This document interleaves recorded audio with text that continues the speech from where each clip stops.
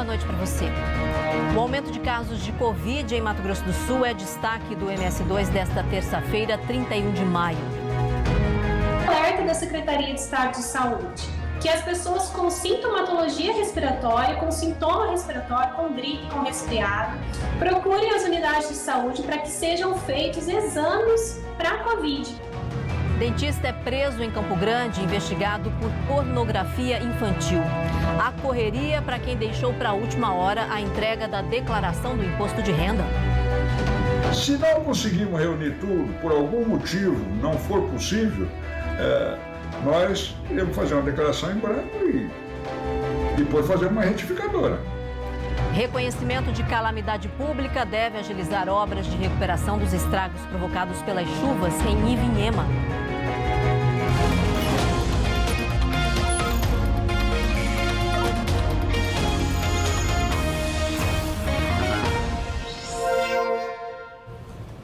A gente abre o MS2 de hoje com um sinal de alerta. A média móvel de casos novos de Covid cresceu 6 vezes em Mato Grosso do Sul.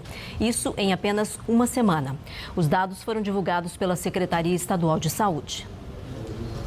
Foram 2 anos escapando da Covid. Ontem o Elton recebeu o diagnóstico positivo. No sábado eu tive um pouco de febre, um pouquinho de tosse, no domingo também. Esperei os dias para poder fazer o teste. Na segunda-feira, ontem de manhã, eu fui a um posto de saúde, fiz o teste e o resultado deu positivo, né? Eu já imaginava. Nas 2 últimas semanas, os casos ativos de Covid aumentaram no estado. Segundo o boletim divulgado pela Secretaria Estadual de Saúde, no último dia 24, eram 1.997. Já no boletim desta terça-feira, o número saltou para 2.740. Desse total, 26 pacientes estão em leitos clínicos e 6 em UTIs. Na semana retrasada, Costa Rica liderava com 42 novos casos, seguida por Jardim e Campo Grande. Na última semana, o cenário foi completamente diferente. Campo Grande no topo da lista, seguida por Três Lagoas e Dourados. Em abril, o Laboratório Central de Saúde Pública realizou 2.370 exames. Desse total, 74 deram positivo para a Covid. Este mês, o LACEN realizou 3.231 exames, sendo 367 positivos, 5 vezes mais que no mês anterior. Segundo a gerente técnica de influenza e doenças respiratórias da SES, o período que atravessamos explica o aumento na procura por testes e positividade da doença. Nos anos da pandemia de Covid, só se circulava coronavírus, né? Só a Covid-19. A gente não conseguia identificar em nenhum paciente o vírus influenza ou outros vírus respiratórios comuns dessa época do ano. Então agora a gente tem a circulação do Covid, né, da Covid-19, da influenza e de outros vírus respiratórios que são vários. Então nós temos pacientes apresentando síndrome gripal não só por Covid, como estávamos acostumados, mas também por outros vírus respiratórios. Mas a gerente técnica destaca que da semana retrasada para essa última, as mortes caíram de 15 para 4. E isso se dá justamente para o retorno daquilo que a vacina trouxe para nós, né? Nós temos uma ampliação aí, uma população protegida com a vacina e isso diminui tanto casos graves, né, ocupação de leito e impacta também que o óbito não tem acompanhado a curva de crescimento. Esse infectologista lembra a necessidade das proteções. De reforço nos idosos. É fundamental que toda a população procure os postos de saúde e receba a sua vacina de acordo com o calendário recomendado pelo Ministério da Saúde, para que nessa nova onda de Covid a gente tenha menos impacto em termos de hospitalização e óbito.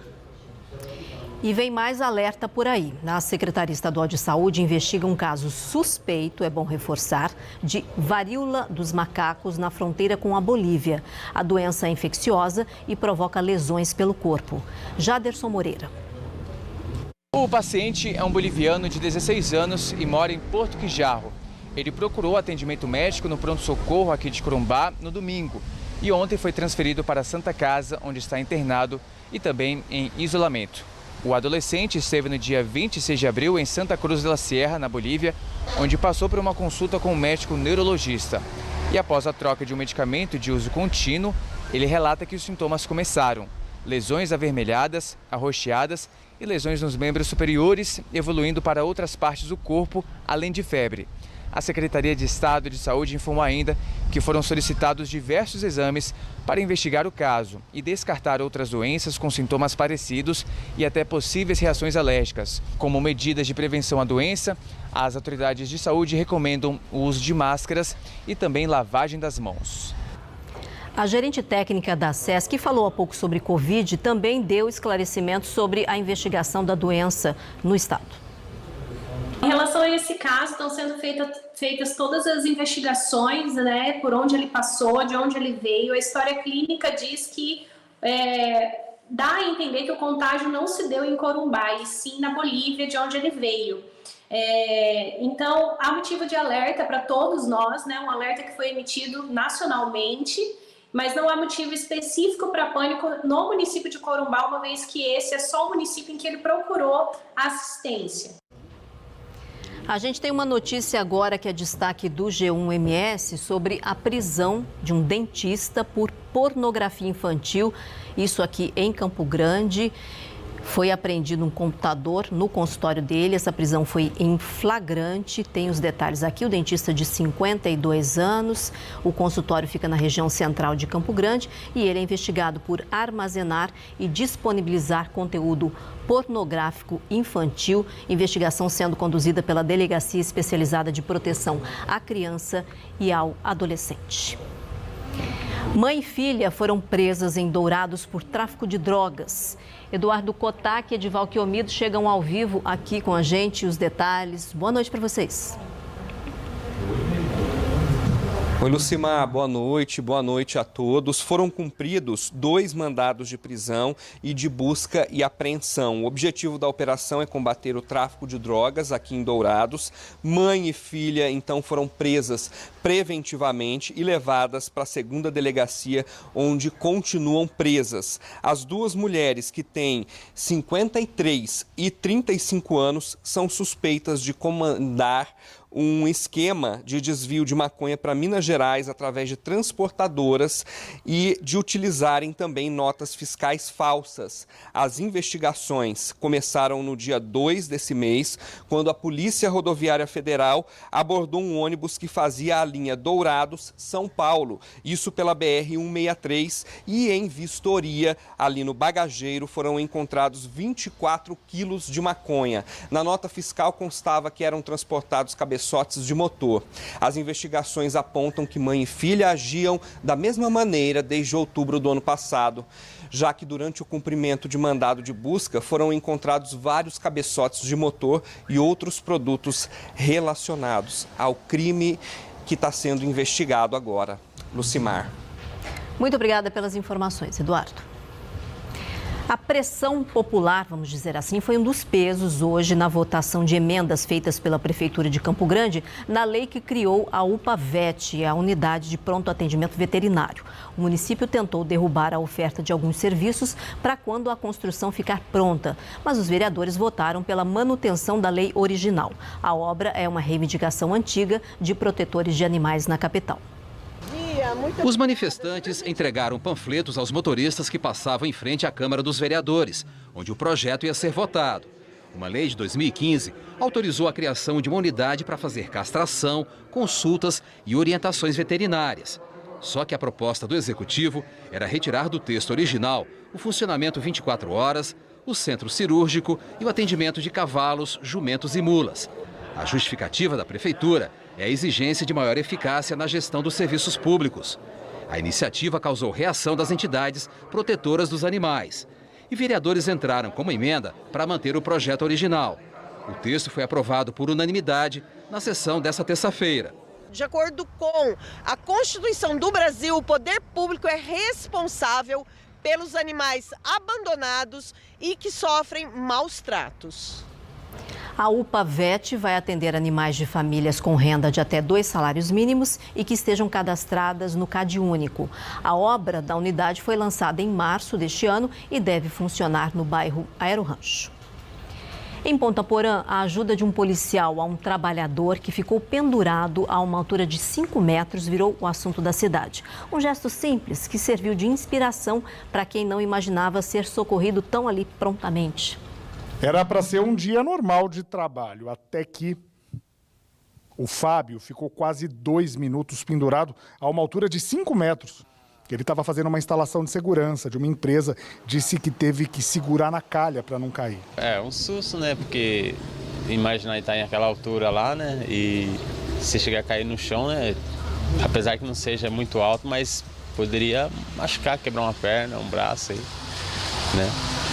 Mas sorte minha que o Vinícius estava lá na hora do momento lá e viu lá e foi me socorrer lá. O salva-vida.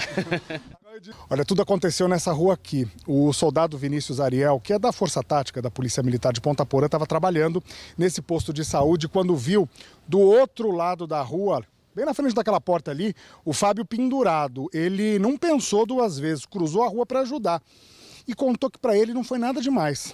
Na hora que eu ouvi o barulho, eu olhei para trás, ele estava pendurado. E aí eu corri até o... Pensou 2 vezes? Sim. Corri até o outro lado da rua e tentei arrumar a escada para ele lá e graças a Deus deu certo. Qualquer pessoa tinha que ter feito aquilo lá, pô. Pois é, coincidência ou não, Ariel também é nome de anjo. Precisando de mais gente assim, cara. Hoje o pessoal aí tá com o coração meio fechado, né? Então, precisa de mais amor ao próximo, né? Porque a gente não se vê quase isso, né? Eu acredito que se tivesse um pouco mais de compaixão com o próximo, aí eu acho que a vida nossa seria melhor, né? A gente precisa reforçar a importância do uso, dos equipamentos de proteção individual, os EPIs, mas é em gestos simples assim que a gente vê também a importância da fraternidade, não é mesmo? No próximo bloco a gente vai falar sobre imposto de renda, está terminando hoje, é prazo final e tem gente que deixa para a última hora, a gente sabe que sempre tem, né? Os detalhes a seguir, até já.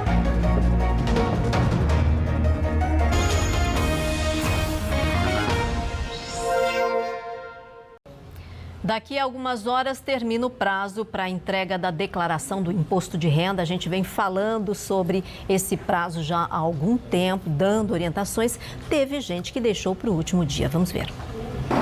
O prazo para a declaração do imposto de renda deste ano foi prorrogado. E mesmo com mais tempo, tem muita gente atrasada. O seu Jorge cobrou a família toda e os documentos foram entregues hoje, no último dia. Estamos no prazo, estamos indo, estamos correndo, estamos nos últimos momentos aí. Se não conseguirmos reunir tudo, por algum motivo não for possível, nós iremos fazer uma declaração em branco e depois fazer uma retificadora. A orientação é fazer como o seu Jorge, dar início à declaração dentro do prazo.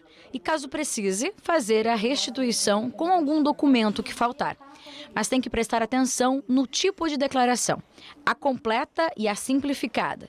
O modelo não tem como alterar depois. A pessoa tem que ter pelo menos a ciência da noção da receita e da despesa dela. A simplificada, ela é a melhor opção para quem tem pouca despesa. A completa, ela já é melhor para quem tem muita despesa e consegue ter um valor maior de imposto a restituir. Para dar conta de toda a demanda desses últimos dias, a Graciela precisou fazer hora extra, trabalhando noite adentro. E nesta terça-feira, pelo celular, não parava de chegar pedido de socorro.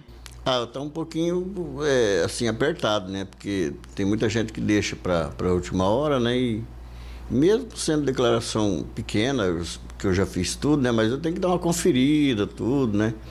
Então a gente fica com medo de, assim, em cima da hora, né? Vai que dá uma zebra de, né, perder um arquivo, alguma coisa nesse sentido, né? Então por isso que eu procuro já entregar bem antes, eu pedir para o pessoal me mandar antes, preparar ela e para mim transmitir e não ficar para a última hora, né? Quem perder o prazo que se encerra hoje vai ter que pagar multa de no mínimo R$ 165 e no máximo 20% do imposto devido, além de ficar com o CPF irregular. São obrigadas a declarar o imposto de renda as pessoas que receberam em 2021 rendimentos tributáveis acima de R$ 28.559,70, que têm bens a partir de R$ 300 mil R$100 ou ter feito qualquer transação na Bolsa de Valores. Quem deixou para a última hora que sirva de experiência, porque o prazo é tranquilo, dá para se organizar durante o ano todo e virando o ano já está com a documentação em mãos. E quando a gente fala da última hora, é sempre muito bem prestar atenção no nosso fuso horário aqui em Mato Grosso do Sul, 1 hora menos em relação a Brasília. Então, para quem está deixando realmente para os últimos momentos, tem que prestar muita atenção em relação a isso também. A Receita Federal prorrogou até a próxima sexta-feira, agora falando de outro assunto envolvendo a Receita Federal, tá? Prorrogou o prazo de adesão ao programa de renegociação de dívidas com o Simples Nacional. Esse programa é conhecido como HELP. O prazo terminaria hoje. Lorena Segala e Edmar Mello estão ao vivo agora aqui com a gente e as informações que dívidas podem ser parceladas por esse HELP. Lorena, boa noite. Oi, Lucimar, boa noite para você, boa noite a todos. Olha, podem ser parceladas todas as dívidas que foram apuradas pelo Simples Nacional até fevereiro de 2022.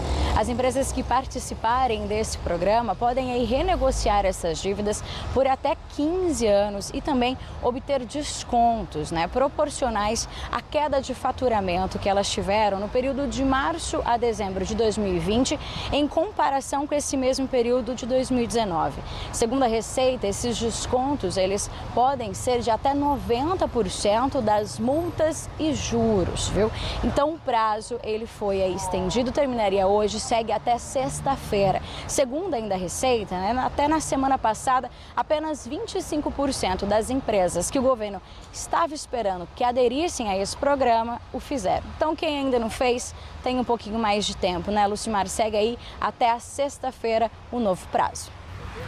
Lorena, e você está catedrática em todas as informações que envolvem os prazos lá da Receita Federal, hein? Obrigada, tá? Até mais. Começou a tramitar hoje na Assembleia Legislativa a proposta de emenda à Constituição que prevê aumento do teto de gastos do governo do Estado. Fabiano Arruda acompanha e explica para a gente como é que funciona tudo isso aí. A PEC foi enviada nesta terça-feira pelo governo à Assembleia Legislativa. Nós votamos lá atrás a PEC do teto de gastos.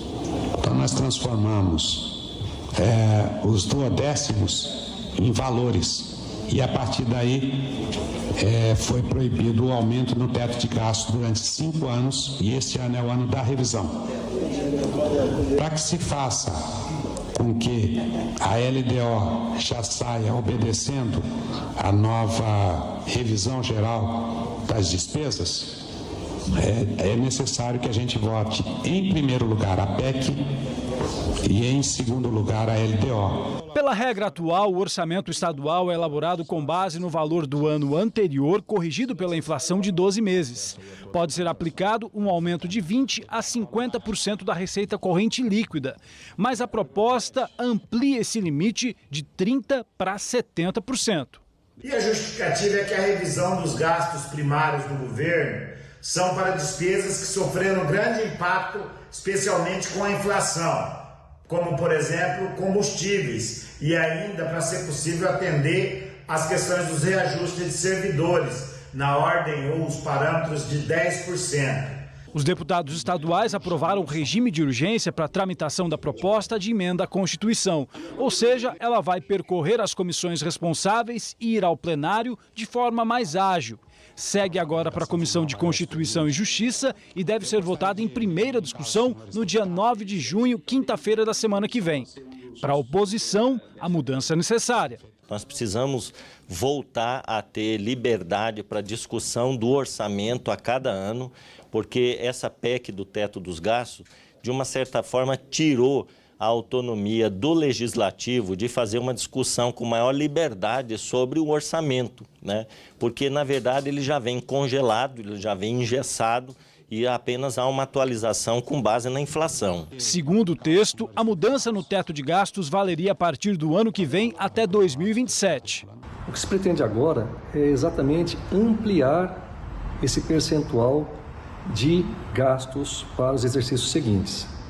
O governo estadual pretende, portanto, ampliar a possibilidade de extrapolar o teto, então, existente com as chamadas despesas primárias, que são despesas com pessoal, encargos e investimentos. Só depois da aprovação da PEC é que os deputados estaduais começam a analisar o projeto de lei de diretrizes orçamentárias do governo do estado, que ainda não chegou na Assembleia Legislativa. Os parlamentares precisam aprovar a LDO, que é uma prévia do orçamento, antes do recesso do meio do ano. Enquanto isso, na Câmara Municipal de Campo Grande, o projeto de lei de diretrizes orçamentárias está tramitando.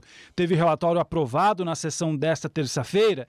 Das 132 emendas, que são as sugestões de alterações no texto feitas pelos vereadores, 116 estão prontas para serem votadas em plenário.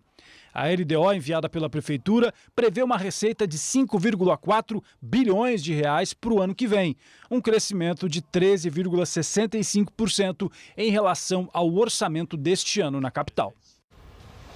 Deixa eu só fazer um esclarecimento. O primeiro entrevistado dessa reportagem é o presidente da Assembleia, deputado Paulo Corrêa. Ele estava falando ali sobre o acordo de lideranças para agilizar a tramitação do assunto da matéria lá na Assembleia. E tem um assunto que eu quero compartilhar com você agora, que também está no G1MS, a morte do prefeito de Cacilândia aos 74 anos. Ele tratava uma grave pneumonia há quase um mês. Jair Boni, do PSDB, deixa 5 filhos e a esposa. O prefeito contraiu Covid nesse domingo, o que agravou o estado de saúde dele. A gente deixa aqui a nossa solidariedade à família. Ivinhema tem um trabalhão pela frente para colocar a cidade em ordem depois das chuvas de abril. E a Assembleia Legislativa reconhece o estado de calamidade pública do município. A gente volta já com os detalhes e o que significa esse reconhecimento de calamidade pública.